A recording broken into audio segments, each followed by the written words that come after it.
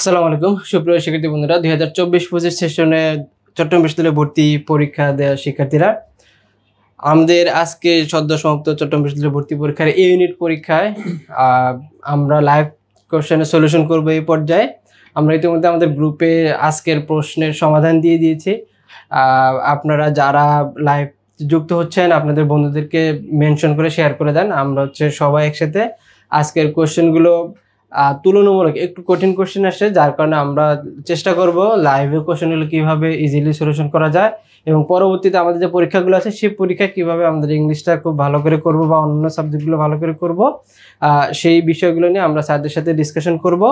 তো আমরা যেহেতু আজকে প্রথম তারাবিতে যাব, তো এই পর্যায়ে আমি আজকে ক্লাসের প্রথম ক্লাস ইংরেজি আমরা সলিউশন করব। তো আজকে আমাদের ইংরেজি ক্লাসে আমরা আমন্ত্রণ জানিয়েছি চট্টগ্রাম বিশ্ববিদ্যালয়ের সাবেক মেধাবী শিক্ষার্থী, আমাদের অবন্ধু বিদ্যালয়ে ভর্তি কোচিং ইন্ডেক্সের সিনিয়র লেকচারার, আমাদের সকলের শ্রদ্ধা সাইদুর রহমান স্যারকে আজকের ক্লাসের অপ্রতিনিধি বিদ্যালয় ভর্তি কোচিং ইন্ডেক্সের পক্ষ থেকে স্বাগতম। তো আমি এই পর্যায়ে দেরি না করে স্যারকে অনুরোধ করবো আজকের প্রথম ইংরেজি যেটি আমাদের ছিল চট্টগ্রাম বিশ্ববিদ্যালয়ে ইতিহাস ব্রেক প্যাসেজ দিয়ে কোশ্চেন করা। বিজ্ঞান বিভাগে নর্মালি প্যাসেজে কোশ্চেন হয় নাই বিগত বছরগুলোতে, তো আমরা স্যারের কাছ থেকে শুনবো কেন প্যাসেজ আসলো এবং প্যাসেজ আসলে স্টুডেন্টদের কতটুকু সম্ভাবনা আছে এই জায়গাটাতে ভালো করার। তো আমি স্যারকে অনুরোধ করছি পরবর্তী সেশন কন্টিনিউ করার জন্য। আসসালামু আলাইকুম, সকলকে ধন্যবাদ আমাদের সাথে থাকার জন্য। রহিম স্যারকে ধন্যবাদ। শুরু করছি আজকে। আসলে ইংলিশ প্রশ্ন এই ইউনিটের জন্য টাফ হয়েছে। তুলনামূলক সবগুলো প্রশ্নের মধ্যে দেখছি এর যে ধাঁচ, মানে যে ধাঁচের প্রশ্ন করে, যে ধরনের প্রশ্ন করে, এবারে মনে হয় প্রথম এই ধরনের প্রশ্ন করছে। এই যে পিন পয়েন্টিং এরর আগে দেই নাই, এবার দিয়েছে। পেসেজ কখনো আসে নাই, এরকম বলাও হয় না যে পেসেজ দিবি। এই জন্য আসলে দেখা যাচ্ছে যারা এই ইউনিটের প্রিপারেশন নেয় তারা ইংলিশ তেমন পড়ে না বললেই চলে। তবুও যারা ভালো, আশা করি তারা পাস করবেন। 15-র মধ্যে 4 পেতে হবে পাস করার জন্য। এখন পাস কিভাবে করবেন বা পরীক্ষা কেমন দিচ্ছেন একটু মিলিয়ে নিবেন। তো এই যে দেখেন একটা প্যাসেজ, আমরা প্যাসেজের প্রথমে প্রশ্নগুলো দেখবো একটু, তারপর প্রশ্নের উত্তর দেওয়ার চেষ্টা করব।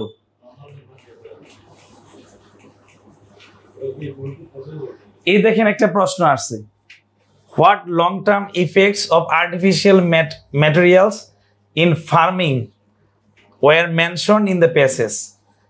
Is a long-term effect, মানে artificial materials in farming. Farming is artificial materials এর ব্যবহার। আর্টিফিশিয়াল ম্যাটেরিয়ালস এর ব্যবহারের লং টার্ম মানে ইফেক্ট, প্রভাবটা কি, ইনফ্লুয়েন্সটা কি, কি প্রভাবটা আছে এখানে, কোথায় প্রভাবটা আছে, এটা আপনার কোথা থেকে বের করবেন? এই কথাটা আপনার প্রথমে প্রশ্ন পড়তে হবে। প্যাসেজের উত্তর করার জন্য আমাদের কোশ্চেনগুলো আগে পড়ে নিতে হবে। দেখেন এটার সাথে লাইনের মিল থাকবে, মানে এই প্রশ্নটা দেখতে হবে যে এই প্রশ্নটা কোন লাইনে আছে। আমরা আবার প্যারা দেখবো। দেখেন এখানে প্যারা করেন না? হ্যাঁ, প্যারা তো করা আছে। একটু স্পেস দিলে আরো ভালো হতো। দেখেন এই লাইনে প্রশ্নটা একটু দেখেন যে এই লাইনে থাকার কথা। আমরা প্রথমেই পড়ি, for thousand of years agriculture was practice without utilizing any artificial chemical such as artificial fertilizers and pesticides. মানে আগে আমরা দীর্ঘদিন এগ্রিকালচার চর্চা করছি কি ছাড়া? উইদাউট মানে ছাড়া, ইউটিলাইজিং মানে ব্যবহার করা ছাড়া, আর্টিফিশিয়াল কেমিক্যালস ব্যবহার ছাড়া অভ্যস্ত ছিলাম আমরা আসলে কৃষি কাজে। কিন্তু এখন দেখা যাচ্ছে আর্টিফিশিয়াল কি ফার্টিলাইজার বা পেস্টিসাইডস ইউজ করা হয়। এখন বলছে এই যে আমরা যে এই ম্যাটেরিয়ালস, আর্টিফিশিয়াল ম্যাটেরিয়ালস ইউজ করি, এটা লং টার্ম একটা ইফেক্ট। এই ইফেক্টটা কি? এখন আমরা পুরো প্রশ্ন পেসেজ পড়তে আমাদের সময় বেশি লাগবে, এই জন্য আমরা শর্টকাট চেষ্টা করবো উত্তর কিভাবে দেওয়া যায়। এই প্রশ্নটা, এই লাইনটা কোথায় আছে আমাদের সেটা দেখতে হবে।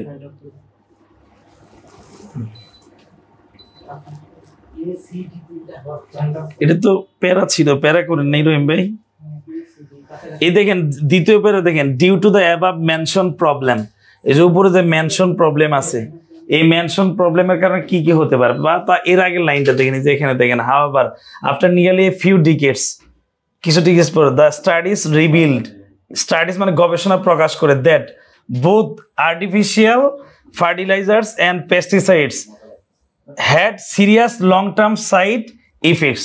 এই যে দেখেন এই লাইনটা একটু খেয়াল করেন, বোথ মানে দ্য স্টাডিজ গবেষণা রিভিল কি করছে, প্রকাশ করছে, গবেষণা প্রকাশ করছে যে বোথ আর্টিফিশিয়াল ফার্টিলাইজার এবং পেস্টিসাইড যেগুলো আছে, আর্টিফিশিয়াল কীটনাশক এবং সার যেগুলো আছে, এগুলোর হ্যাড মানে কি ছিল, সিরিয়াস লং টার্মস, হ্যাঁ সাইড ইফেক্ট আছে, including soil compaction, erosion and reduction in soil fertility.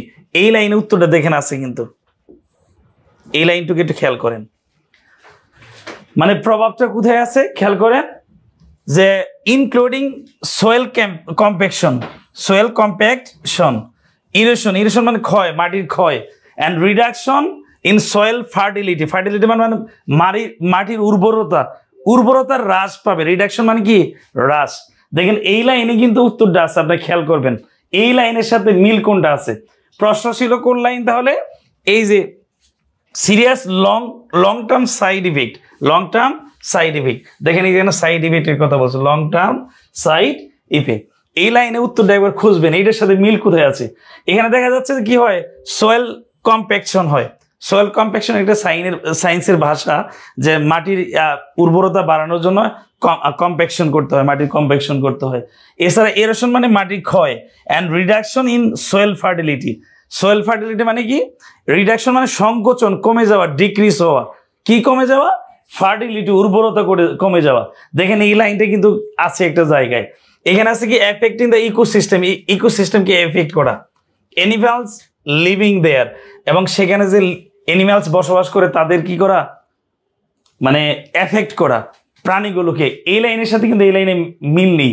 এখানে দেখেন অপশন সি এর সাথে গ্রাজুয়াল ডিস্ট্রাকশন অফ সোয়েল, মাটির ধ্বংস, অ্যান্ড ডিক্রিজিং মানে কমে যাওয়া, মানে দেখেন কমে যাওয়া, রিডাকশন মানে কি সংকোচন, এই সংকোচন মানে কি হ্রাস পাওয়া। এর সাথে ডিক্রিজের কিন্তু সম্পর্ক আছে, ডিক্রিজ, লিসেন, অ্যাবেট, এই যে অ্যাবেট, লিসেন, ডিক্রিজ এর মানে কি করা, কমে যাওয়া। এবার যারা একটু বুদ্ধিমান তারা কিন্তু পেজেসটা এই লাইন যদি আপনি একটু মার্ক করতে পারেন, যদি দেখা যায় সহজে প্রশ্নের মধ্যে যদি দ্রুত চোখ বোলাতে পারেন, তাহলে কিন্তু উত্তরটা আছে। দেখেন gradual destruction of soil and decreasing its fertility, এর উর্বরতা কি পায়, ডিক্রিজিং মানে কমে যাওয়া, মানে কি কমে যাওয়া। দেখেন এই ভাষাটার সাথে এই যে ডিক্রিজিং ইটস ফার্টিলিটি এর সাথে এই লাইনটা মিলে কিনা, reduction in soil fertility, reduction মানে কি সংকোচন, কমে যাওয়া। খেয়াল করেন, রিডাকশন ইন সোয়েল ফার্টিলিটি কি কমে যাওয়া, মাটির উর্বরতা কমে যাওয়া মানে কিন্তু কি হওয়া, ডিক্রিজিং ইটস ফার্টিলিটি। তাহলে এই কথাটা কিন্তু দেখেন আছে, এই যে সোয়েল শব্দটা বা ফার্টিলিটি শব্দ এই লাইনে আছে প্রশ্নের মধ্যে। দেখেন আমরা একটু খেয়াল করব, এই যে serious long term side effect, এই সাইড ইফেক্টের মধ্যে কি আছে, ইনক্লুডিং সহ সোয়েল কম্প্যাকশন, এরোশন মানে ক্ষয়, মানে কি ক্ষয়কে আপনি ডিস্ট্রাকশন বলতে পারেন, distraction of Soyel, R erosion একই কথা, সোয়েল এরোশন মাটির ক্ষয়, মাটি সরে যাওয়া মানে ধ্বংস হওয়া, মাটি সরে যাওয়া মানে কি ধ্বংস হয়ে যাওয়া। তার মানে এটার সাথে এই ওয়ার্ডের কিন্তু ম্যাচিং আছে। And reduction in soil fertility, দেখেন এই যে রিডাকশন মানে কি সংকোচন মানে কি হ্রাস পাওয়া, তাহলে হ্রাসের সাথে কি আছে, ডিক্রিজিং মানে কি কমে যাওয়া। জাস্ট এই অপশন সি এর সাথে দেখেন এই লাইনটার মিল আছে, দেখেন অপশন সি এর সাথে কি আছে, মিল আছে লাইনটার, কারণ এখানে দুইটা পয়েন্টই আছে। দেখেন এই চারটা অপশনের মধ্যে, তবে অনেকের মতে অপশন ডি অনেকে একটু ধারণা করতে পারেন। এখন ধারণা করতে পারেন, দেখেন পয়জনাস, মাটি কখনো কিন্তু পয়জনাস হয় না, ক্ষতিকর হয় না, মাটির উর্বরতা কমে যায় বা মাটির কিন্তু বৈশিষ্ট্য পয়জনাস হয় না। এই ক্ষতিকর জিনিসটা সেটা কি হতে পারে, ক্ষতিকর জিনিস কি হয়, কেমিক্যাল, হ্যাঁ কেমিক্যাল ক্ষতিকর হয়, কিন্তু এখানে কার ক্ষতি করবে, মানে ইফেক্ট কার উপর পড়বে, এটা কিন্তু কেমিক্যালের বৈশিষ্ট্য। পয়জনাস মানে কি কেমিক্যালের বৈশিষ্ট্য। আর প্রশ্ন করছে লং টার্ম ইফেক্টটা কি, ইফেক্টটা কোথায়, ওই যে আমরা যে মাটিতে ব্যবহার করি ওখানে কি এফেক্ট পড়বে এটা জানতে চাইছে। কিন্তু এই জিনিসটার কারণে এই যে পয়জনাস, এই পয়জনাস কার বৈশিষ্ট্য, এটা হচ্ছে পেস্টিসাইড বা ইনসেকটিসাইডের বৈশিষ্ট্য বা কেমিক্যালসের বৈশিষ্ট্য, কিন্তু এখানে কিন্তু কেমিক্যালসের কথা বলা যে কেমিক্যালসের বৈশিষ্ট্য দাও, বলছে আমরা যদি লং টার্ম ব্যবহার করি তাহলে এই যে আমরা কৃষিকাজে ব্যবহার করব, মাটিতে এর লং টার্ম ইফেক্ট কি? মাটিতে ইফেক্ট হচ্ছে দুইটা, যে সয়েলটা কি হয়ে যাবে, ধীরে ধীরে ধ্বংস হয়ে যাবে, আর এর উর্বরতা কি কমে যাবে। এই দুটো হচ্ছে ডিরেক্ট বৈশিষ্ট্য, ডিরেক্ট প্রভাব। আশা করি 1 নম্বর প্রশ্নের উত্তর আমরা বুঝতে পারছি। দেখেন প্রশ্ন যে লাইনে, উত্তর কিন্তু ওখানতেই দিছে, ওয়ার্ডগুলোর সাথে মিল আছে। এই যে দেখেন soil compaction, erosion and reduction in soil fertility, এই কথাটার সাথে মিল আছে কিন্তু অপশন সি এর। সুতরাং উত্তর কি? Option C. 1-এর উত্তর কি? সি। আশা করি বুঝতে পারছেন। আমার পরের প্রশ্নে চলে যাচ্ছি। The main difference between organic farming and other form is that organic farming কি? এখানে একটা প্রশ্ন করছে যে অর্গানিক ফার্মিংটা কি করে, মানে অন্য অর্গানিক ফার্মিং এবং অন্যান্য এই ফর্মের সাথে, অন্যান্য চাষাবাদের পদ্ধতির সাথে পার্থক্যটা কোন জায়গায়, সেটা পার্থক্যটা কি? আসলে এই যে অর্গানিক ফার্মিং, আমরা অর্গানিক ফার্মিং লাইনটা দেখবো এখানে। অর্গানিক ফার্মিং কোথায় আছে? এই যে এখানে দেখেন, ফর ওয়ান থিং, এই যে এটা একটা কারণ, খেয়াল করবেন এখানে, organic farming is as an alternative to current methods. এই যে বর্তমান যে মেথড আছে এগুলোর বিকল্প হচ্ছে অর্গানিক ফার্মিং। বিকল্প হিসাবে কি করলো? গেইন, অর্জন করেছে। আমাদের যে প্রচলিত মেথড আছে চাষাবাদের, এই মেথডের বিকল্প হিসেবে অর্গানিক ফার্মিং গেইন মানে অর্জন করছে এ লট অফ অ্যাটেনশন, অনেক মনোযোগ আকর্ষণ করছে ইন একাডেমিক সার্কেলে, অ্যান্ড সোন, এবং শীঘ্রই বিকেম, হবে এ ওয়াইডলি ইউজড ফার্মিং অ্যাপ্রোচ। এটা একটা অ্যাপ্রোচ হয়ে দাঁড়াবে। অর্গানিক ফার্মিংটা সারা বিশ্বে জনপ্রিয়তা অর্জন করবে। কেন জনপ্রিয়তা অর্জন করবে তার এই প্রশ্নের একটা উত্তর আছে এখান থেকে আর কি। ফর ওয়ান থিং, একটা কারণে, এর মধ্যে একটা কারণ হচ্ছে অর্গানিক ফার্মিং এক্সক্লুডেড মানে বাদ দেওয়া আর কি, the use of synthetic pesticide, growth hormones, antibiotics, genetically modified seeds and animal breads, as well as irrigation, এগুলো ব্যবহার করে না। অর্গানিক ইয়েতে এই ক্ষতিকারক দিকগুলো থাকে না, ক্ষতিকারক দিক থাকে না। ইনস্টিড অফ আর্টিফিশিয়াল ম্যাটেরিয়ালসের পরিবর্তে অর্গানিক ফার্মিং রিয়েলিসন, এই যে দেখেন এই লাইনে উত্তরটা আছে, ইনস্টিড অফ আর্টিফিশিয়াল ম্যাটেরিয়ালস মানে মানুষের কৃত্রিম তৈরি যে সার আছে বা চাষাবাদের যে পদ্ধতি আছে ওগুলোর উপর নির্ভর না করে এই অর্গানিক ফার্মিং কি করে? রিয়েলিসন, এই যে কথাটা বুঝবেন, দেখেন রিয়েলিসন নির্ভর করে, রিয়েলিসন ইকোসিস্টেম মানে ইকোসিস্টেম ম্যানেজমেন্টের উপর নির্ভর করে, ইকোসিস্টেম ম্যানেজমেন্ট, এটাই কিন্তু উত্তর। তাহলে অর্গানিক ফার্মিং রিয়েলিস অন, নির্ভর করে কিসের উপর? নির্ভর করে ইকোসিস্টেম ম্যানেজমেন্ট, পরিবেশ বান্ধব ম্যানেজমেন্টের উপর নির্ভর করে, ইকোসিস্টেম ম্যানেজমেন্ট। তার মানে এই নির্ভর করার অর্থ হলো যে এই অর্গানিক ফার্মিংটা আসলে ইকোসিস্টেম ম্যানেজমেন্টের উপর জোর দেওয়া যায় কথা, মানে আলোকপাত করে। নির্ভর করার অর্থ হলো এখানে আলোকপাত করা। দেখেন এই কথাটা কিন্তু এক জায়গায় আছে, এই যে মেইনলি দেখেন অর্গানিক ফার্মিং মেইনলি ফোকাসেশন মানে কি? আলোকপাত করা অন ইকোসিস্টেম ম্যানেজমেন্ট। কিসের উপর আলোকপাত করে? আলোকপাত করা মানে ফোকাস করা। কি করা? ফোকাস করা। আপনি যেটার উপর নির্ভর করবেন ওইটাকেই তো ফোকাস করবেন। যেমন ধরেন আজকে আমরা এখন ইংলিশ আমি সলভ করতেছি, আর এই বর্তমানে আমি কিসের উপর ফোকাস করতেছি? ইংলিশ প্রশ্ন সলভিং এর উপর, যেহেতু আমি ইংরেজি নিয়ে কথা বলতেছি। তার মানে এই যে দেখেন ইকোসিস্টেম যে আছে এটা রিয়েলিসন নির্ভর করে কিসের উপর? নির্ভর করে ইকোসিস্টেম ম্যানেজমেন্ট। নির্ভর করা মানে এই জিনিসটা নিয়ে কি করা? আলোকপাত করা, এই জিনিসটার উপর আলোকপাত করা। তাহলে প্রশ্ন কিন্তু এরকম অপশন দেখেন একটা দিয়ে আছে, এই কথাটা দেখেন অর্গানিক ফার্মিং লাইনের সাথে এই লাইনটার মিল আছে। আবার একটু খেয়াল করেন, এটা ব্যাক করা যাবে না?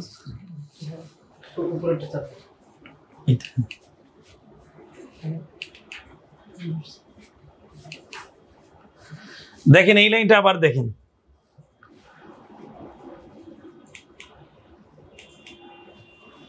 এই লাইনটা খেয়াল করেন।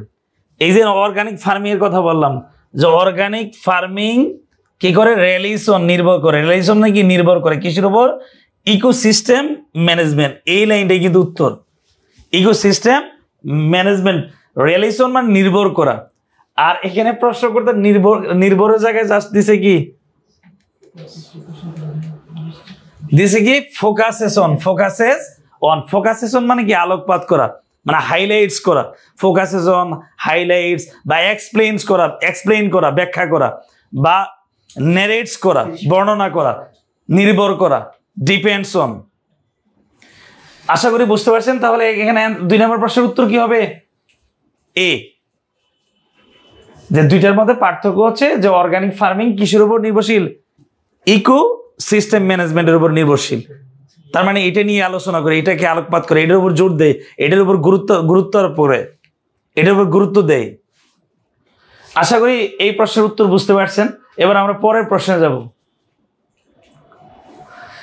The use of chemical materials in farming became so widespread because, বলছে কেমিক্যালের ব্যবহার, কেমিক্যাল ম্যাটেরিয়ালসের ব্যবহার ইন ফার্মিং, ফার্মিং এ কেমিক্যাল ম্যাটেরিয়ালসের ব্যবহার became so widespread, এত ব্যাপক ছিল, ব্যাপক হয়েছিল মানে বিস্তৃত ছিল। ওয়াইডস্প্রেড মানে সর্বত্র ছিল, সব জায়গায় ছড়িয়ে ছিটিয়ে ছিল। এই মেথডটা কেন ছিল এটা প্রশ্ন করছে। এবার কারণ, এটা কারণ কি, এই পদ্ধতি কারণ কি, এই লাইনটা কোথায় আছে আমরা লাইনটা দেখবো। দেখেন একটু খেয়াল করবেন, এই যে দেখবেন এখানে খেয়াল করেন, the first generation of artificial fertiliser was developed during the mid 19th century। এরপরে লাইন, বিং চিপ, কি হবে, বিং চিপ মানে কি সস্তা হওয়া। এই জিনিসটা কি ছিল, সস্তা ছিল। দেখেন পরে লাইন আসবে, পাওয়ারফুল, পাওয়ারফুল ছিল, and easy to transport, in এটা ট্রান্সপোর্ট মানে কি বহন করা সহজ ছিল। This fertiliser soon became popular, এই ফার্টিলাইজার গুলো কি হয়েছিল, বিকেম পপুলার, জনপ্রিয় হয়েছিল অ্যামাং দা ফার্মার্স, ফার্মার্সদের মাঝে, all around the world, all around the world, সারা বিশ্বে। এই যে দেখেন এই কথাটা হচ্ছে যে ফার্টিলাইজার, আর্টিফিশিয়াল ফার্টিলাইজার বা কেমিক্যাল ম্যাটেরিয়ালস, যেগুলো আর্টিফিশিয়াল মানে রাসায়নিক, মানুষের তৈরি যে সার আছে, জৈব সার বা বিভিন্ন ধরনের সার বলেন, এগুলোকে বলা হয় পেস্টিসাইড অথবা ইনসেকটিসাইড, কীটনাশক, যেগুলো আমরা ফসল বাড়ানোর জন্য ইউজ করি বা বেশি ফসল টাকার লোভে বা উৎপাদন বৃদ্ধি করার লোভে আমরা এইগুলোই ইউজ করি, মাটির উর্বরতা নষ্ট করে। এটা কেন করি, দুইটা লাভ, উৎপাদনও বেশি হয় আর খরচও কি কম। দেখেন এই যে বলছে বিং, এগুলো কি বিং চিপ, সস্তা, কি হয় সস্তা হওয়ার কারণে, পাওয়ারফুল, এটা পাওয়ারফুল মানে কি শক্তিশালী হওয়ার কারণে, অ্যান্ড ইজি টু ট্রান্সপোর্ট, এবং বহন করাও কি সহজ। এবার আমরা দেখবো এই লাইনের সাথে কোনটা মিল আছে। দে বলতে বোঝাচ্ছে এখানে কাকে বোঝাচ্ছে, এই ম্যাটেরিয়ালসকে, কেমিক্যাল ম্যাটেরিয়ালসকে, ম্যাটেরিয়ালস মানে ফার্টিলাইজার কি আর কি, সারকে বোঝাচ্ছে।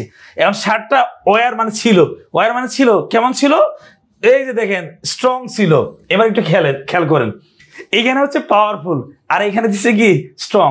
আসলে পাওয়ারফুলের সিনোনিম হচ্ছে কি স্ট্রং, এটা সবাই জানেন, পাওয়ারফুল আর স্ট্রং যে সিমিলার, এটা আপনারা অনেকে জানেন, বোঝেন। তাহলে এই শব্দটা এখানে ছিল কি পাওয়ারফুল, আর এখানে দিচ্ছে কি স্ট্রং, আর এখানে দিছে ইনএক্সপেন্সিভ। আচ্ছা এক্সপেন্সিভের বিপরীত কি, ইনএক্সপেন্সিভ। এক্সপেন্সিভের বিপরীত কি, সস্তা কিনা, চিপ কিনা, বলেন চিপ কিনা। তাহলে চিপের সিনোনিম কিন্তু, হ্যাঁ চিপের সিনোনিম কি দেখেন চিপের সিনোনিম হচ্ছে ইনএক্সপেন্সিভ। তার মানে এক্সপেন্সিভ মানে কি ব্যয়বহুল, ব্যয়বহুলের বিপরীত কি সস্তা, আর সস্তা মানে কি ইনএক্সপেন্সিভ অথবা চিপ। প্রশ্নে ছিল চিপ, দেখেন চিপ, এই দেখেন বিং চিপ, এই ওয়ার্ডটা দেখেন খেয়াল করেন। তার মানে এই চিপ যে শব্দের অর্থ ইনএক্সপেন্সিভ একই অর্থ, আর এটা কি ইজি টু ট্রান্সপোর্ট, এখান থেকে ইজি টু ক্যারি, ট্রান্সপোর্ট মানে বহন করা, ক্যারি মানে কি বহন করা। দেখেন হুবহুব লাইনগুলো দিছে, জাস্ট একটা একটা করে চেঞ্জ করে দিছে। ইজি এখানে ঠিক রাখছে, ওখানে ছিল ট্রান্সপোর্ট আর এখানে ছিল কি ক্যারি। তার মানে আশা করি প্রশ্নের উত্তরটা বুঝতে পারছেন। এটা হুবহু প্রশ্নে আছে, প্যাসেজে আছে, প্যাসেজের সাথে মিল রেখে 3 নাম্বার প্রশ্ন করছে। আশা করি বুঝতে পারছেন, এটা কিন্তু অনেক সহজ প্রশ্ন ছিল। আমরা পরের প্রশ্নে চলে যাচ্ছি।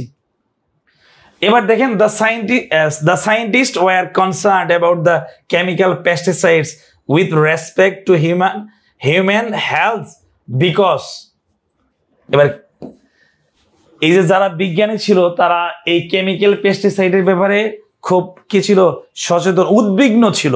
কনসার্ন মানে কি, উদ্বিগ্ন, দুশ্চিন্তায় থাকা, ভাবা, কোনো কিছু নিয়ে ভাবা, সংশ্লিষ্ট থাকা, কোনো কিছুর সাথে জড়িত থাকা, মানে ওই বিষয় নিয়ে সার্বক্ষণিক কি তৎপর থাকা, উদ্বিগ্ন থাকা, চিন্তা করা, ভাবা।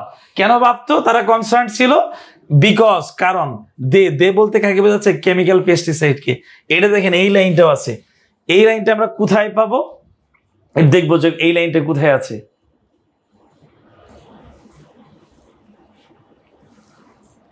পুরাটা একসাথে আনা না মনিটরে প্যাসেজটা? না স্যার, হ্যাঁ একবারে তো ডান সাইডে প্রথম অংশ, এটা দ্বিতীয় অংশ, এটা উপরে শেষের অংশ, উপর থেকে নিচে গিয়ে ওখানে শেষ। বুঝতে পারছি না, ওই প্যাসেজের মধ্যে, প্যাসেজের মধ্যে সুন্দর ছিল। হ্যাঁ এটা এই অংশ তো, এটা শেষের অংশ, উপরে আছে স্যার। তাহলে শুরু করে দিই। হ্যাঁ, 18 মিনিট।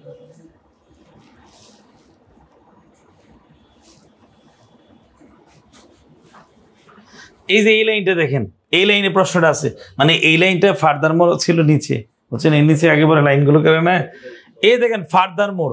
এছাড়াও সায়েন্টিস্ট ওয়ার কনসার্ন, এই লাইনটা দেখেন, প্যাসেজটা কিন্তু এখান থেকে আসছে। Scientist were concern about toxic chemical, toxic মানে বিষাক্ত আর কি, টক্সিক, হ্যাঁ, toxic chemicals entering the food supply. দেখেন তারা উদ্বিগ্ন ছিল, সায়েন্টিস্টরা উদ্বিগ্ন ছিল কি সম্পর্কে? অ্যাবাউট দ্য টক্সিক কেমিক্যালস, ক্ষতিকর যে কেমিক্যালস আছে, রাসায়নিক আছে, এ সম্পর্কে তারা কি ছিল? উদ্বিগ্ন ছিল। কেন উদ্বিগ্ন ছিল? কারণ এই কেমিক্যালস গুলো এন্টারিং, প্রবেশ করছে কোথায়? দ্য ফুড সাপ্লাই, খাদ্য সরবরাহে প্রবেশ করছে। অ্যান্ড এন্ডেঞ্জারিং হিউম্যান হেলথ, খাদ্যে প্রবেশ করে মানুষের স্বাস্থ্যের ঝুঁকি বাড়াচ্ছে।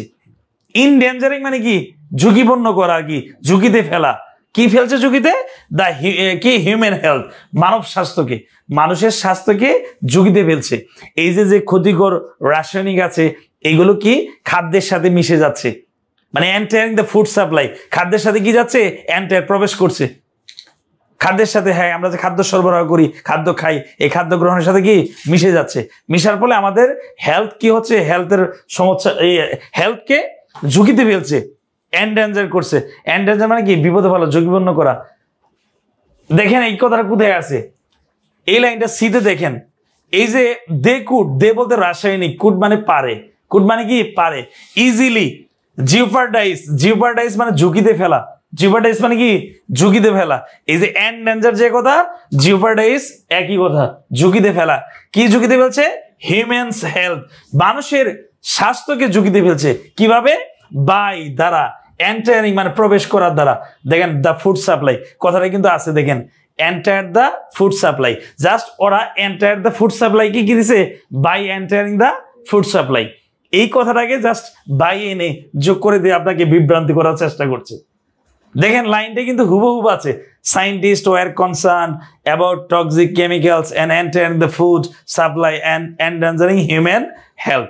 এই যে এন্টারিং দ্য ফুড সাপ্লাই, এই কথাটা দেখেন আছে কিন্তু, by entering the food supply. আর হিউম্যান হেলথকে জিওপারডাইজ করছে। আপনি যদি জিওপারডাইজ অর্থ নাও জানেন, হিউম্যান হেলথ যেহেতু আছে, by entering the food supply আছে, তার মানে উত্তর এটাই হবে। উত্তর কি হবে? এটাই হবে। প্রশ্নের সাথে দেখেন প্যাসেজের যে মানে যে অংশে প্রশ্নটা করছে, ওই অংশে কিন্তু উত্তর আছে যেখান থেকে প্রশ্ন করছে। আশা করি বুঝতে পারছেন। তাহলে 4 নম্বর প্রশ্নের উত্তর শেষ। আমরা পরের প্রশ্ন চলে যাচ্ছি। 5 number, which statement is not correct according to the passage. Passage অনুযায়ী কোন বর্ণনাটা বা বিবৃতিটা সঠিক নয়? এটা কিন্তু প্রথম লাইনে আছে, খেয়াল করেন আপনার। দেখেন এই যে প্রথম, artificial fertiliser were first introduce in the first half of the 20th century। First half of the 20th century। এখানে দেখেন কি আছে, আর্টিফিশিয়াল ফার্টিলাইজার এন্ড পেস্টিসাইড, এই দুইটার কথা বলছে। The first generation of artificial fertiliser was developed during the কি mid 19th century। খেয়াল করেন, এই আর্টিফিশিয়াল যে আছে আর্টিফিশিয়াল ফার্টিলাইজার, এটা ডেভেলপড হয়েছিল কখন? ইন্ট্রোডিউস, ডেভেলপ মানে সূচনা হওয়া, কি হওয়া? বিকাশ ঘটা, ডেভেলপ হওয়া, ইমপ্রুভড হওয়া, এটা বিকাশ ঘটা, বিকাশ সাধন হওয়া মানে পপুলার হওয়া অথবা ইন্ট্রোডিউস হওয়া। কখন ইন্ট্রোডিউস হয়েছিল? এটার আবির্ভাব ঘটেছিল এখানে আছে স্পষ্ট দেখেন মিড 19th century, কিন্তু এখানে দিয়েছে first half of 20th century। এই প্রশ্ন কিন্তু সবারই পারা উচিত, এটা কঠিন হলেও এটা কিন্তু মিল আছে প্রথম লাইনের সাথে। তাহলে আশা করি প্রশ্নের উত্তরটা বুঝতে পারছেন। এবার পরের প্রশ্নে যাচ্ছি। I am ready to do hardship, I can do to help।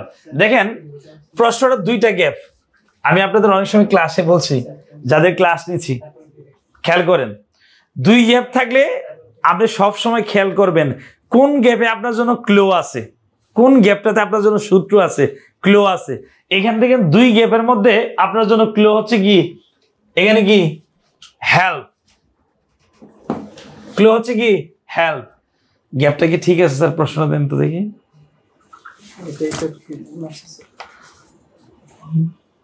না ভুল প্রশ্নটা আছে কিনা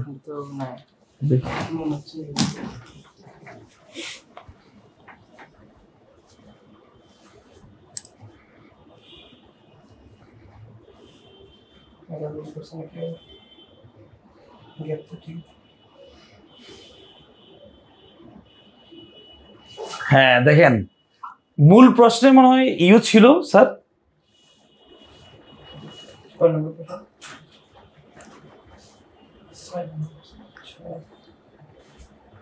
হ্যাঁ দেখেন এই যে প্রশ্ন আসলে মিলতেছে না, কারণ সূত্র না মিললে তো প্রশ্ন মিলবে না। দেখছেন চোখে পড়ে গেছে, সূত্র মিলতেছে না বিধে কিন্তু আমি ধরে ফেলছি একটা ওয়াদ বাদ পড়ছে। এই দেখেন এখানে আসলে প্রশ্ন গ্যাপ, এখানে কি ছিল? ইউ ছিল। এই ইউ না থাকার কারণে কিন্তু উত্তর মিলা টাফ হয়ে যাচ্ছে, কারণ আপনার যে অপশন না না না ইউর পরে গ্যাপ হবে না, গ্যাপ আগে না, ইউ না স্যার, ইউর এখানে আরেকটা হবে, গ্যাপ এখানে হবে, গ্যাপ কিন্তু হবে ইউর পর। দেখেন হেল্প ইউ, আমি আপনাদের কয়েকটা ওয়ার্ড শিখেছিলাম, মনে আছে কিনা জানি না, আপনাদের মনে থাকার কথা যে লেট মেক হেল্প, এদের পর যদি অবজেক্ট থাকে আপনি বেস ফর্ম ইউজ করবেন। কি ইউজ করবেন? অবজেক্ট, ব্যক্তি, বস্তু যাই হোক, লেট মেক হেল্পের পর পজিটিভ ভার্বের রুল আছে, রুলটা মনে আছে কিনা আপনাদের জানি না, আমি বেশ কয়েকবার পড়াইছি, বারবার রুলগুলো বলছি। লেট মেক হেল্প, এরপর অবজেক্ট, ব্যক্তি বস্তু যাই থাক, তার মানে এখানে ব্যক্তি বস্তু যাই থাক, এরপর ভার্ব আসলে কোন ফর্ম? বেস ফর্ম, ভার্বের বেস ফর্ম হবে। খেয়াল করেন, তার মানে লেট মেক হেল্প, এরপর অবজেক্ট মানে ব্যক্তি বস্তু যাই থাক, এরপরে ভার্ব আসলে ভার্বের কোন ফর্ম হবে? বেস ফর্ম হবে, বেস ফর্ম। খেয়াল করেন এখানে এই যে দেখেন কে, এটা কি আছে? সেকেন্ড অপশন দেখেন, টু বি ওভারকামিং, এটা হচ্ছে আইএনজি ওভারকামিং, এটা হচ্ছে টু হ্যাভ ওভারকামিং, আর এটা শুধু আছে কি ওভারকাম, বেস ফর্ম। ওভারকাম মানে কি? জয় করা, তাহলে এখানে মেইন ভার্ব কোনটা? ওভারকাম। তাহলে ওভারকামের কোন ফর্ম হবে? বেস ফর্ম হতে হবে, তাহলে আশা করি প্রশ্নটা বুঝতে পারছেন, এই উত্তরটা ক্লিয়ার সবার কাছে। তাহলে মেক, লেট, হেল্প, এদের পর অবজেক্ট যাই থাকে, ভার্বের কোন ফর্ম হয়? Base form. এখানে কিন্তু মূল ভার্ব কোনটা? ওভারকাম মানে কি? জয় করা। তাহলে I can do to help you, আমি তোমাকে সাহায্য করতে পারি। কেন সাহায্য করতে পারি? তোমার প্রবলেম ওভারকাম করতে, তোমার সমস্যা জয় করতে। জয় করা ইংরেজি কি? ওভারকাম, আর ওভারকামের বেস ফর্ম কি? ওভারকাম। তাহলে অ্যান্সার কি? এই যে দেখেন প্রত্যেকটা অপশন, সেকেন্ড অপশন দেখেন, এখানে আছে বেস ফর্ম ওভারকাম, জয় করা, এখানে আছে ওভারকামিং আইএনজি, এখানে আছে ওভারকামিং, এখানেও ওভারকামিং, তাহলে অ্যান্সার কি হবে? ওভারকাম। তাহলে রুলটা আশা করি ক্লিয়ার। লেট মেক হেল্প, এরপর অবজেক্ট যাই থাক, এরপর মূল ভার্বে কি হবে, বেস ফর্ম হবে। আর এখানে ওভারকামিং না হয় কি হবে, ওভারকাম। তাহলে 4টা অপশনের মধ্যে ওভারকাম কয় জায়গায় আছে, এক জায়গায়। প্রশ্নটা কঠিন মনে হলেও আসলে কিন্তু সহজ, উত্তর কিন্তু সহজ। এই জন্য বারবার বলি 2 গ্যাপ দিলে প্রশ্নগুলো সহজ করে, কারণ গ্যাপ যেহেতু 2টা দিছে, কোন একটা জায়গায় দেখবেন আপনাকে ক্লো দিছে অ্যান্সার করার জন্য। আশা করি বুঝতে পারছেন।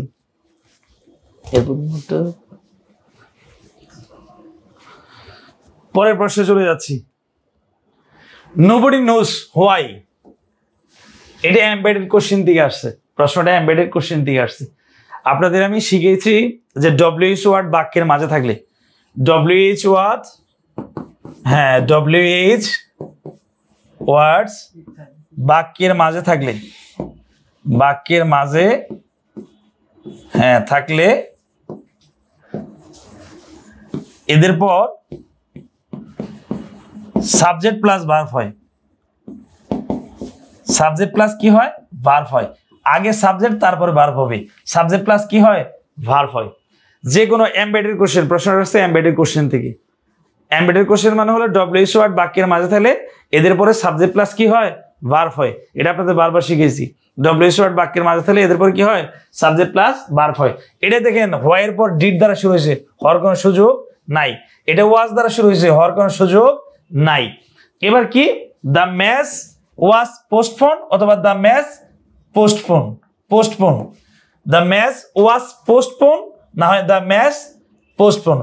ম্যাচ, এবার বলেন ম্যাচ কোন খেলা নিজে স্থগিত হয় না অন্যের দ্বারা হয়? কোন খেলা, এই যে দেখেন গতকাল মনে হয় বাংলাদেশ এবং কার খেলা, পাকিস্তানের খেলা পোস্টপোন করা হয়েছে বা অ্যাবান্ডন করা হয়েছে, সাসপেন্ড করা হয়েছে, স্থগিত করা হয়েছে। কেন স্থগিত হয়েছে? বৃষ্টির কারণে। ম্যাচ কি নিজে করছে না অথরিটি করছে, কর্তৃপক্ষ করছে? নিঃসন্দেহে কর্তৃপক্ষ করছে। তাহলে অন্যের দ্বারা হলে কি, প্যাসিভ। অন্যের দ্বারা হলে কি, প্যাসিভ। প্যাসিভ মানে বিভার প্লাস কি 3 B3। প্যাসিভ মানে হলো বিভার প্লাস B3। কোন কাজ অন্যের দ্বারা হলে বিভার প্লাস কি 3 হয়, B3 হয়। অন্যের দ্বারা হলে বিভার প্লাস কি B3। ম্যাচ যেহেতু নিজে পোস্টপোন হয় না, অন্যের দ্বারা হয়, এই জন্য ওয়াজ পোস্টপোন হয়েছিল। ওয়াজ পোস্টপোন, ওয়াজ পোস্টপোন। এটাও দেখেন দ্য ম্যাচ পোস্টপোন, এর অর্থ হলো ম্যাচ নিজে স্থগিত করছে, আর এটার অর্থ হলো ম্যাচকে স্থগিত করা হয়েছে বা হয়েছিল। তাহলে ম্যাচ কিন্তু নিজে স্থগিত করে না, হয় কর্তৃপক্ষ দ্বারা হয়, সাসপেন্ড করা হয়। আশা করি প্রশ্নটা বুঝতে পারছেন। পরের প্রশ্ন চলে যাচ্ছি। Choose the word that is most nearly opposite. Opposite মানে কি, অ্যান্টোনিম। এই যে ওয়ার্ড আছে এটা এই হবে, হ্যাঁ অ্যাসুয়েন্স। অ্যাসুয়েজ এর মানে বিপরীত শব্দ কি? আগে বুঝতে হবে অ্যাসুয়েজ মানে কি। এটার মানে হলো লাঘব করা, ডিক্রিজ করা, কমানো। মানে যাকে শান্ত করা, একটু শান্ত করা, যে অবস্থা আছে পরিস্থিতিকে একটু লাঘব করা, কমানো, উত্তেজনাকর অবস্থাকে কি করা, প্রশমিত করা, শান্ত করা। তার মানে মিটিগেট, এর সিনোনিম হচ্ছে কি মিটিগেট। মিটিগেট মানে কি, হ্রাস করা, লাঘব করা, ডিক্রিজ করা, লিসেন করা, অ্যাভয়েড করা। আর এর বিপরীত হচ্ছে কি ইনফ্লেম। ইনফ্লেম মানে জ্বালিয়ে দেওয়া, আরো বাড়ানো। আগুনে তুষ দেওয়া বলে না, আগুনে তুষ দেওয়া মানে ইগনাইট করা, কিন্ডল করা, জ্বালিয়ে দেওয়া আর কি।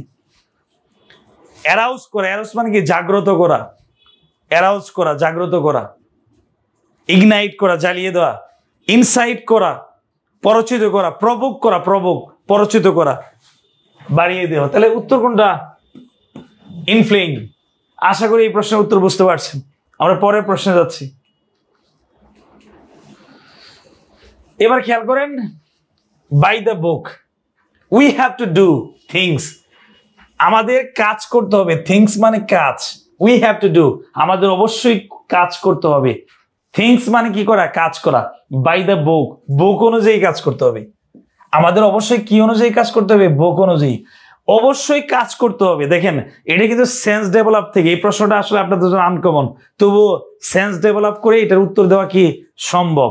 তাহলে আমাদের কি করতে হবে, কাজ করতে হবে। বাই দ্য বুক মানে বুক অনুযায়ী। বুক অনুযায়ী মানে কি, তার মানে বুককে ফলো করে, নিয়ম কানুন মেনে। দেখেন তো এরকম কি আছে, এটা হচ্ছে হিট উইথ দ্য বুক, বুকের সাথে লড়াই করে, হিট উইথ, বইয়ের সাথে লড়াই করে আমাদের কাজ করা উচিত না, এটার সাথে প্রাসঙ্গিক নয়। এটা কিন্তু এমনি বাদ। ফলো রুলস পার্শিয়ালি, পার্শিয়াল মানে কি আংশিকভাবে, আংশিকভাবে নিয়ম মেনে। দেখেন follow the rules exactly, exactly মানে নির্ভুলভাবে। দেখেন বাই দ্য বুকের সাথে কিন্তু আংশিক রুলের মিল থাকবে না, থাকলে কিন্তু পুরাটাই থাকবে। এই যে এক্স্যাক্টলি মানে কি নির্ভুল, নির্ভুল রুল অনুসরণ করে, তার মানে বইয়ে কিন্তু ভুল দেখেন তেমন থাকে না। আমরা বই কেন অনুসরণ করে বই পড়ি? আমরা বই থেকে শিখি, তার মানে বই আমাদের নির্ভুল তথ্য দেয়, হিস্ট্রি আমাদের নির্ভুল তথ্য দেয়। তার মানে বাই দ্য বুক মানে কি ফলো দ্য রুলস এক্স্যাক্টলি, মানে যা আছে তাই স্ট্রিক্টলি, স্ট্রিক্টলি মেনটেন করতে হবে, নিয়ম মেনে আমাদের অবশ্যই কাজ করতে হবে। আশা করি এই প্রশ্নটার সেন্স থেকে আপনারা অনেকে উত্তরটা পারবেন এই বাকি 4টা অপশন দেখলে। তাহলে উত্তর কি হবে? উত্তর সি। আমরা পরের প্রশ্নে যাচ্ছি। উড ইউ মাইন্ড, এই যে এইটা নিয়ে আমি ক্লাসে কিন্তু সবসময় বলতাম আপনাদের, এই যে পেজ ধরে বলতাম যে 7 নাম্বার লেকচারের রুল 6-7, দেখেন 6-7 থেকে কিন্তু 2-3টা প্রশ্ন আছে। আজকে 3টা না 4টা প্রশ্ন আমি দেখাবো আর কি। এই শুধু আমি রুল বলতাম আপনার কি যে 7 নাম্বার লেকচার আপনার মনে করে দেখবে 7 নাম্বার লেকচারের রুল 4, রুল 6, রুল 7 এগুলো থেকে প্রশ্ন আসবেই। আমি লাস্টে যে ক্লাস নিয়েছি সি উইকেন্ডে ওখানেও বলছি প্রশ্ন আসবে, এখান থেকে দিবি। ওখানে কিন্তু উড ইউ মাইন্ড কথাটা আছে, would you mind, avoid, consider, can not help, could not help, with a view to, look forward to, confess to, enjoy, finish, mind, stop, start, এদের পর ভার্বের সাথে কি হয়? আইএনজি যোগ হয়, আইএনজি যোগ হয়। তাহলে অ্যান্সার কি হবে? ট্যাকিং। কি হবে? ট্যাকিং। আশা করি এই প্রশ্নের উত্তর সকলেই পারছেন এবং পারার কথা আর কি, এটা সর্বদাই সবারই পারার কথা। সকলে এই প্রশ্নের উত্তরটা আপাতত জানেন, কারণ এটা আমরা 7 থেকে 8 থেকে পড়ে আসতেছি। আমার পরের প্রশ্নে চলে যাচ্ছি। Scientists estimate that the wildlife will be, সায়েন্টিস্টরা জরিপ করে, হ্যাঁ জরিপ করে যে বন্য প্রাণীদের, হ্যাঁ ওয়াইল্ড লাইফ মানে বন্য প্রাণীদের জীবন, উইল বি হবে, উইল বি হবে। এরপর কি আছে? উইল বি একটা শব্দ, এখানেও তো স্যার শব্দ বাদ পড়ছে, স্যার এখানে তো ওয়ার্ড বাদ পড়ছে। এখানে একটা শব্দ আছে আসলে ডেঞ্জার শব্দটা মনে হয় বাদ পড়ছে, danger, danger of extension word বাদ পড়ছে।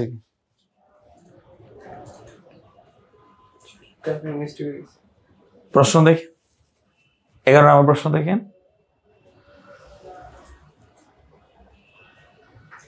যা আমরা প্রশ্ন করতেছি এখানে ডেঞ্জার, হ্যাঁ ডেঞ্জার অফ ছিল গ্যাপের পর, কারণ ডেঞ্জার মানে একটা ফ্রেজ। দেখেন ইন ডেঞ্জার মানে ঝুঁকির মধ্যে থাকা, ইন ডেঞ্জার একটা ফ্রেজ, ইন ডেঞ্জার, ইন হ্যাঁ জিওপার্ডাই, এগুলো phrase.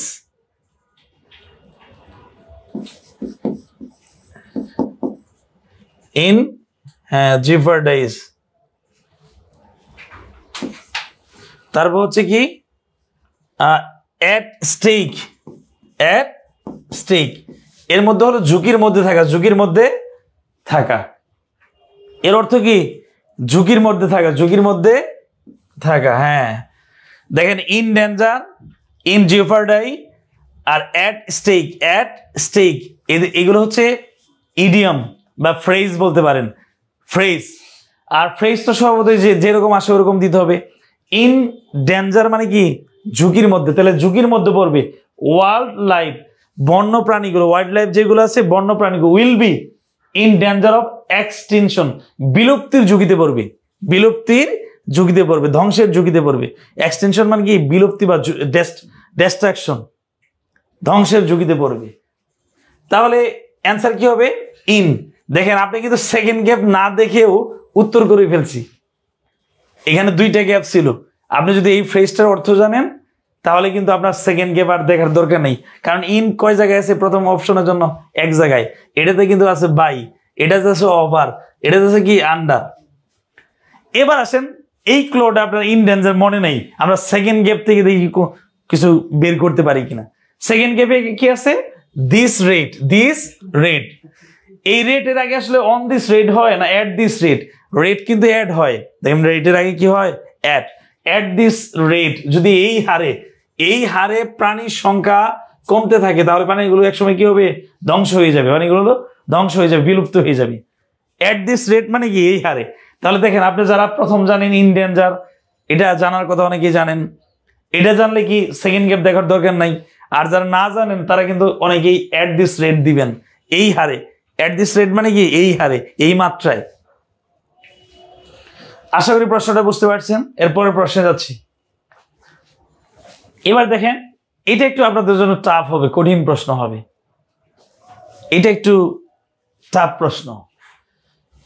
Most people fell the punishment was far two.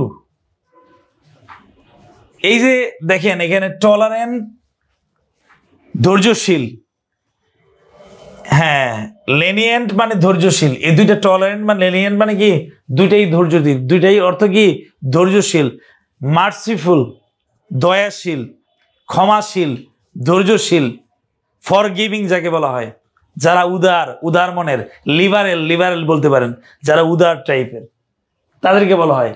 তাহলে most people fell the punishment, যারা শাস্তি অনুভব পেয়েছে বা শাস্তি পেয়েছে, শাস্তি ভোগ করেছে, এটা অনুভব করেছে, তারা কি হয় ওয়াজ ফার টু টলারেন্ট, তারা কিন্তু কি ধৈর্যশীল বা মার্সিফুল, ক্ষমাশীল, ফর দ্য ক্রাইম, অপরাধের জন্য তারা এমনি কি ক্ষমাশীল, অপরাধের জন্য কি ক্ষমাশীল। অনুতপ্ত হয়ে গেছেন, আপনি যে পানিশমেন্ট পেয়েছেন এটার জন্য আপনি এমনিতেই কি হয়েছেন, মানে খুব অনুশোচনা ফিল করেছেন, আপনি নিজের থেকে গিল্টি ফিল হয়েছে, তার মানে কি এটার জন্য আপনারা কি ক্ষমাশীল বা ক্ষমা প্রার্থী, মার্সিফুল বা মার্সিশীল। এবার পরের লাইন দেখেন, what the culprit did was so despicable even. এবার খেয়াল করবেন এই লাইনটা কি হবে, এখানে আছে নিফারিয়াস মানে জঘন্য, এটা কি হ্যাঁ ড্রেকোশিয়ান, পারমিসিভ, পারমিসিভ মানে উদার, এটা কি ডারমেন্ট, আর এখানে কি পম্পাস, পম্পাস মানে জাঁকজমকপূর্ণ, হেইনেস মানে জঘন্য, হেইনেস মানে কি জঘন্য। এই যে কালপিট, অপরাধীরা করেছিল, অপরাধীরা যা করে, কালপিটরা যা করে তা কি ভালো হয় না খারাপ হয়? কালপিটরা যা করে, কালপিট মানে কি অপরাধী, অপরাধীরা যা করে নিঃসন্দেহে কি সেটা কি হবে খারাপ হবে। তাহলে খারাপ শব্দটা কোথায় আছে, হেইনাস, হেইনাস মানে কি জঘন্য, হইনাস কি জঘন্য। তাহলে কালপিট যা করেছিল তা খুবই জঘন্য ছিল, জঘন্য ছিল। তাহলে এখানে জঘন্য দিলে কি অর্থটা মিলে, অর্থটা কি মিলে। তাহলে এখানে বিপরীতে একটা কিছু আনতে হবে, কালপিটের সাথে কি করে, কালপিটটা সবসময় খারাপ কিছু করে, এখানে জাঁকজমকপূর্ণ হবে না। তাহলে কি হবে, হেইনাস হবে। অ্যান্সার ডি, অ্যান্সার কি ডি।